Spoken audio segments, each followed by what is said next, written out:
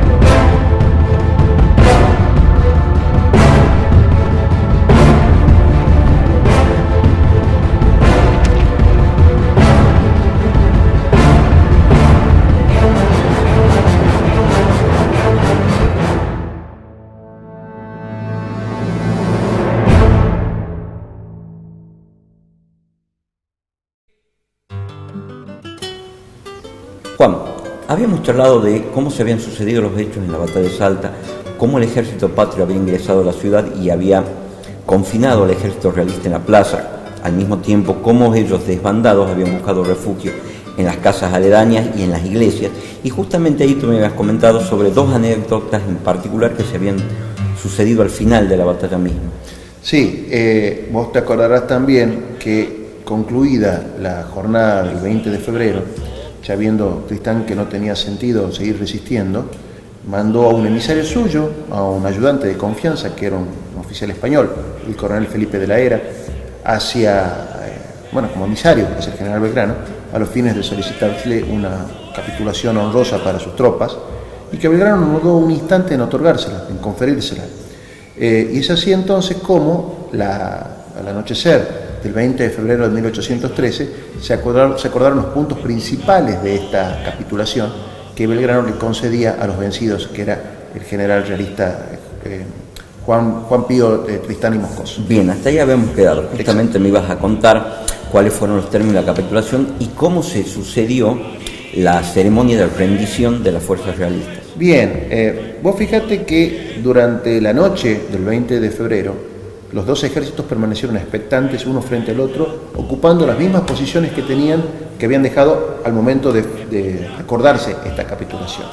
Fue una noche tensa, donde el general Paz reconoce que nadie pegó un ojo, poco la desconfianza por un lado de los realistas de pensar que los patriotas no iban a cumplir con la palabra empeñada, y por el otro la emoción que los embargaba, que eran los patriotas, de saber que habían tenido una victoria completa bajo las órdenes del general Belgrano.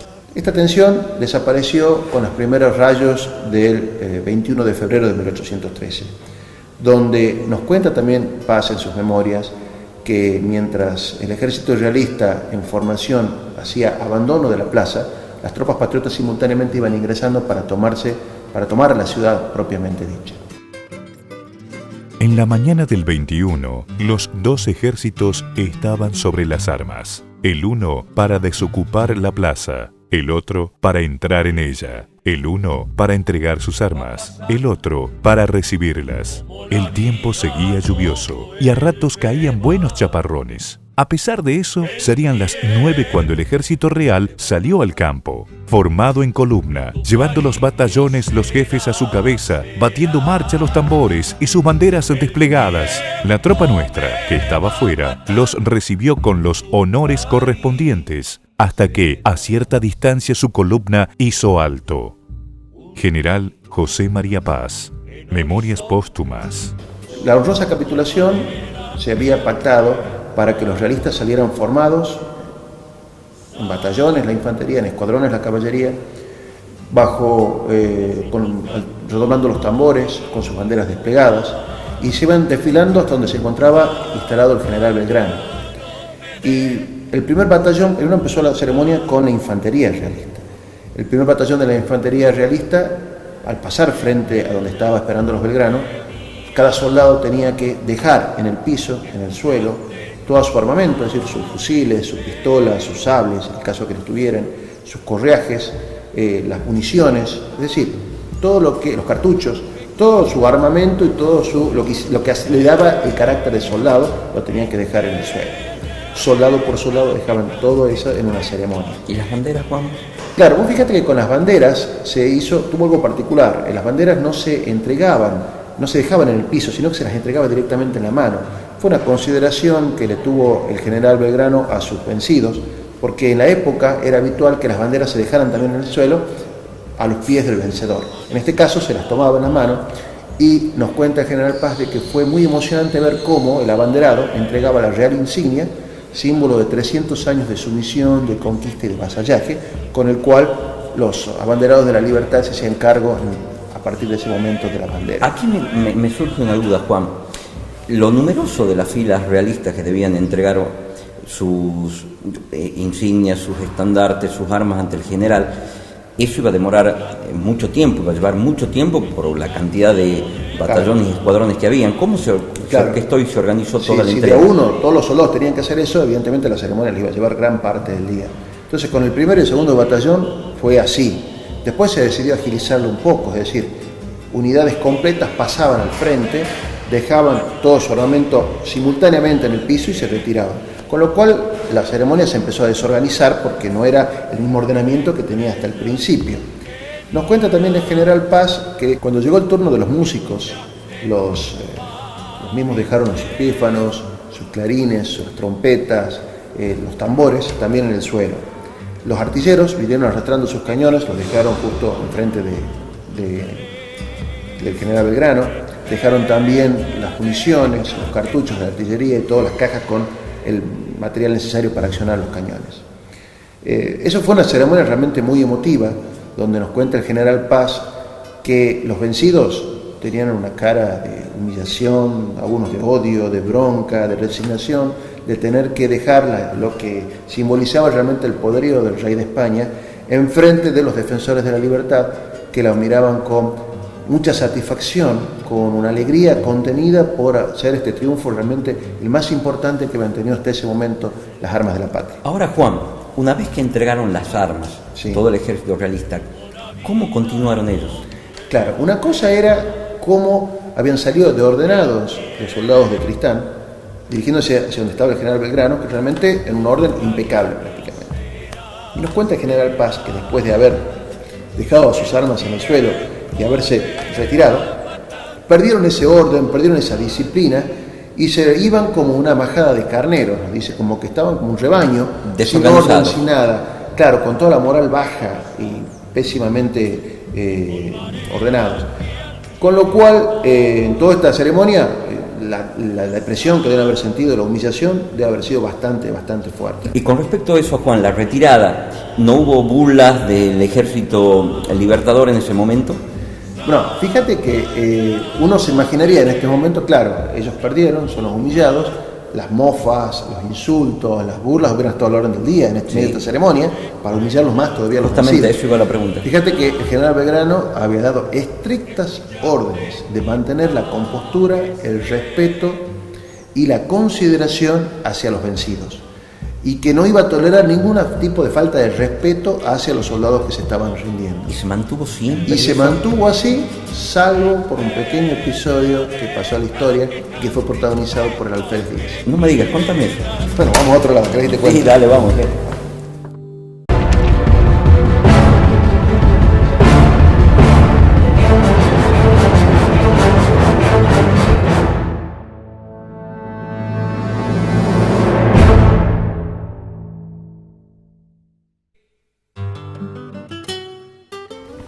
Juan, veníamos charlando de la batalla de Salta, habíamos charlado acerca de cómo había sido la reunión de la capitulación y la ceremonia de entrega de armas ante el general Belgrano, siempre en un espacio de un respeto que había impuesto y había ordenado el general, excepto por un suceso que se dio con el alférez Díaz. Contame cuál fue.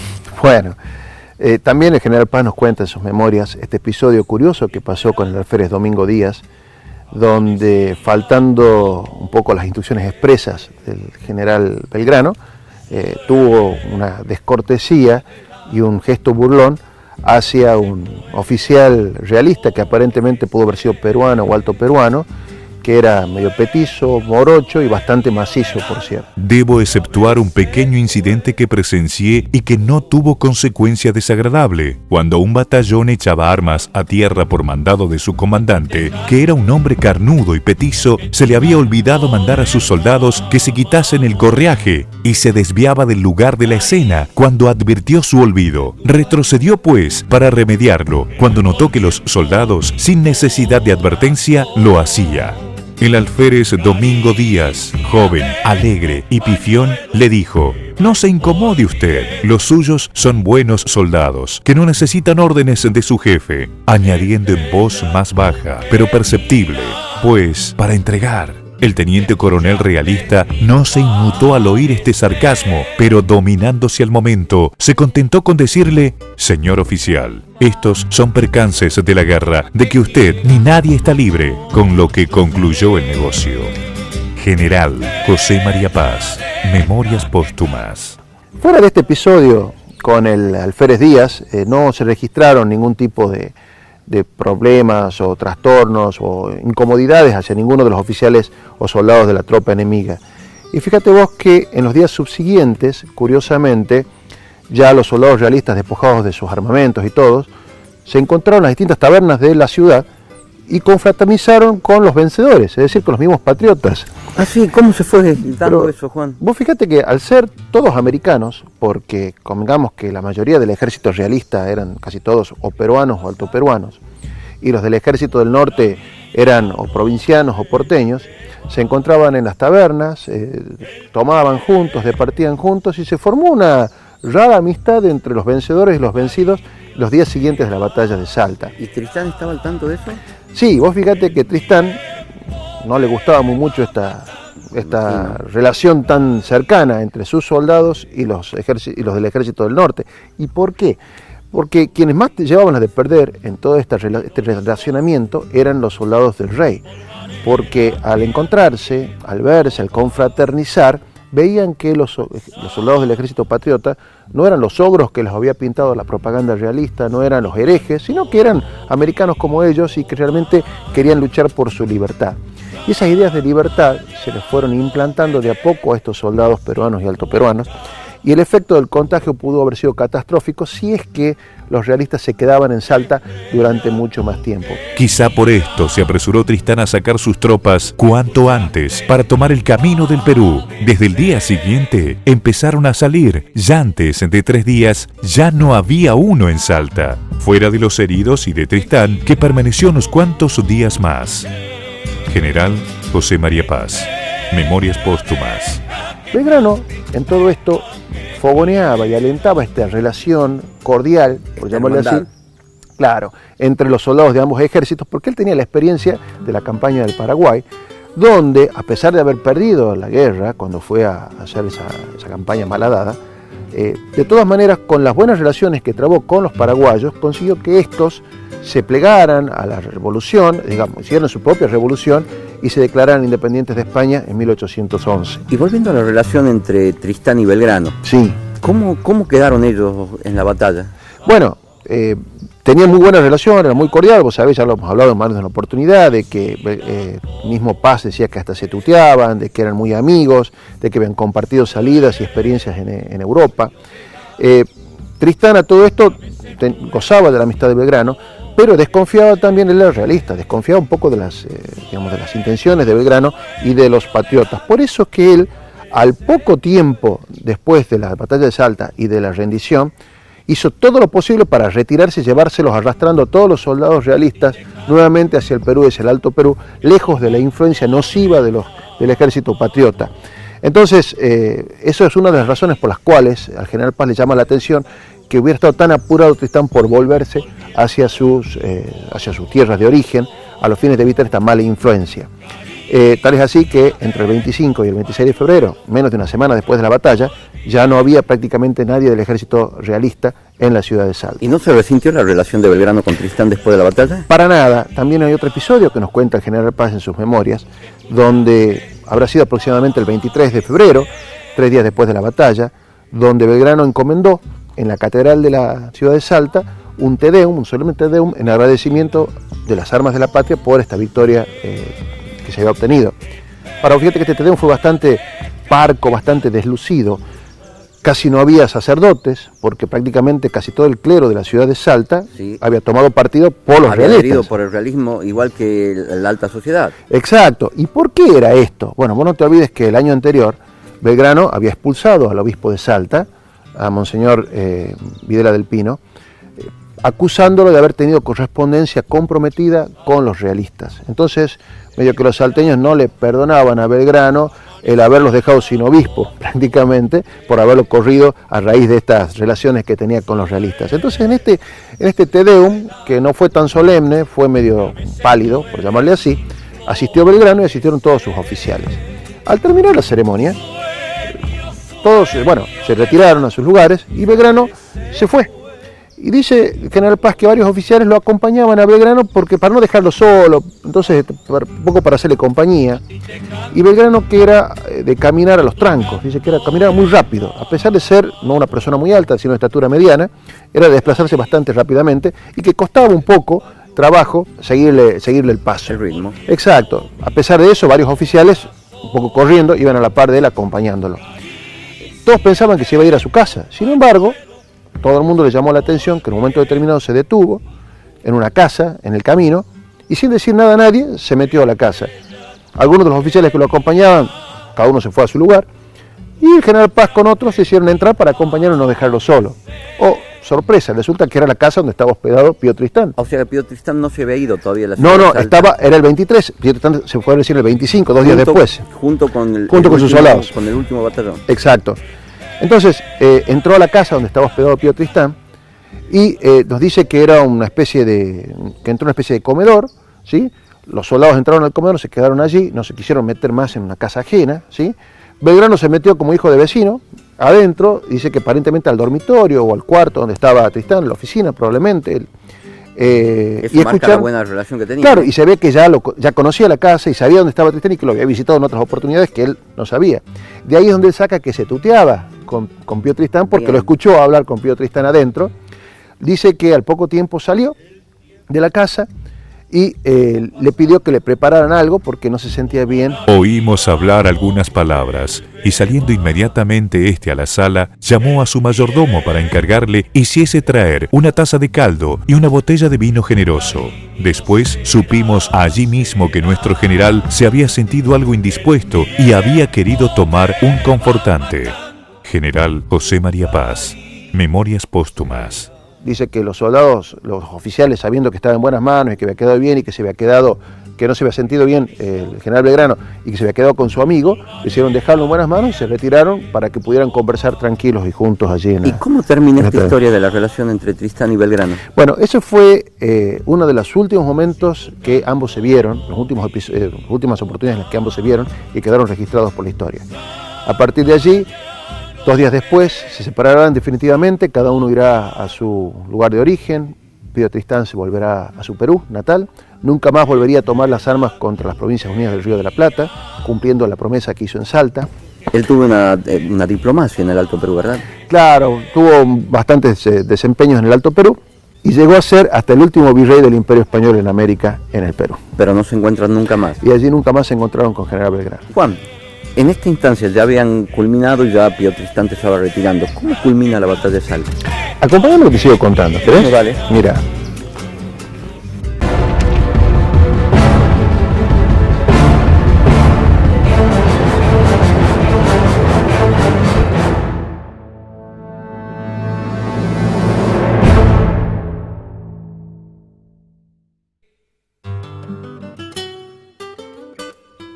Juan, después de culminada la batalla, Sí. ya hecha la ceremonia de entrega de armas, la rendición, ¿me ibas a comentar cómo finaliza la batalla en sí? Sí, después de que se rindió el ejército realista, se entregaron las armas, las banderas, los enseres, el material de guerra.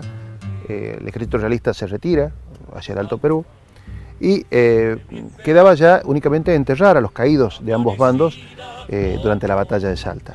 Entonces se resolvió enterrarlos a todos en una fosa común en el mismo campo de batalla que es hoy el campo de Castañares, en Salta. Ah, ¿y cómo fue la ceremonia, Juan? Bueno, en realidad no hubo una ceremonia, se enterraron a todos los caídos y en el lugar del campo de batalla, encima, en las proximidades de la fosa común, se erigió una gran cruz de madera como único monumento con una leyenda que ordenó colocar el general Belgrano, que decía, aquí yacen los vencedores y vencidos del 20 de febrero de 1813. No me acuerdo haberla visto esa cruz, ¿qué pasó? Claro, lo que pasa es que esa cruz tuvo muchas peripecias en el transcurso de la historia, porque nos cuenta el general Paz que cada vez que los realistas tomaban Salta, la sacaban a esa cruz, la bajaban y la escondían. No tanto por hacer un acto sacrílego o de profanación, sino porque realmente esa cruz les significaba a ellos el significado de la derrota, era para ellos una humillación muy grande. Entonces la escondían, la sacaban, y cada vez que los patriotas reocupaban la ciudad de Salta, la volvían a colocar esa cruz allí. El general Paz lamenta que el único monumento de tan glorioso triunfo haya sido una cruz. Él decía que realmente sería bueno que en algún momento los argentinos tomemos conciencia de que fue quizás la victoria más importante de las fuerzas patrias durante la Guerra de la Independencia y deberíamos tener un monumento acorde a eso. Ahora bien, esa cruz, ya consolidada la independencia, quedó en poder de Salta, pero te imaginas, con el tiempo, siendo cruz de madera, se fue degradando, se fue deteriorando. Tal es así que en 1834 un gobernador, un caudillo de Salta, el gobernador Pablo Latorre, la tuvo que más o menos volver a restaurar y le tuvo que poner un basamento de material a los fines de que no sufriera caídas porque estaba puesto directamente sobre la tierra. ¿Y quedan vestigios de esa cruz? Claro, esa cruz no se le hizo mucho mantenimiento y a fines del siglo XIX se cayó en pedazos, esa cruz y se rompió. Entonces los pedazos de esa cruz la recogieron unos seminaristas y se le entregaron al obispo Piedrabuena en ese entonces. El obispo Piedrabuena les entregó los restos de esta cruz a las autoridades para que hicieran algo al respecto, para que les restauraran. Entonces fue recién que en 1899 en Salta se conformó una comisión pro monumento de la batalla de Salta. Es decir, decidieron tomar la inquietud que tenía el general Paz de erigir un monumento y que esa comisión se encargara de hacer los proyectos para erigir ese monumento y también para restaurar la cruz del campo de Castañares, que era la cruz famosa de Belgrano. ¿Queda algún monumento hoy en día del recuerdo de la batalla de Salta? Claro, bueno, esta misma comisión entonces encargó a dos artesanos que vinieron de Buenos Aires de origen italiano, un tal Rossi y otro de apellido Belagamba, para que restauraran esta cruz, y esta cruz se la colocaron los restos en un cofre de hierro con vitrinas de vidrio para poderlas observar. Y esa cruz se la dejó originariamente, este cofre, en el atrio de la iglesia catedral en su primer momento, y hoy está en la iglesia de la Merced de Salta, donde aún la podemos ver, a esta cruz histórica que es una reliquia que nos dejó el monumento de Belgrano. Ahora vos me preguntás, ¿y el monumento que quería Paz? Bueno, esa misma comisión, fíjate vos particularmente, que en 1899 empieza a trabajar, de tal suerte que la idea de ellos era, para el año 1910, para el primer centenario de la Revolución de Mayo, tener inaugurado este monumento.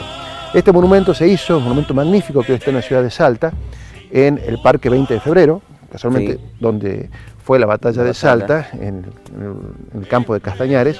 Es un monumento muy lindo. Pero fíjate la paradoja, ¿no? Este monumento fue diseñado, ideado por un artista español, don Torcuato Tasso. Mirá qué interesante. Casualmente perteneciente al ejército que cayó batido en Salta, ¿no? La verdad que interesantísima la historia de la batalla de Salta y la verdad que ha sido un gusto compartir esta historia contigo, Juan. No, por favor, Luisito. Ya nos vemos de nuevo. Dale.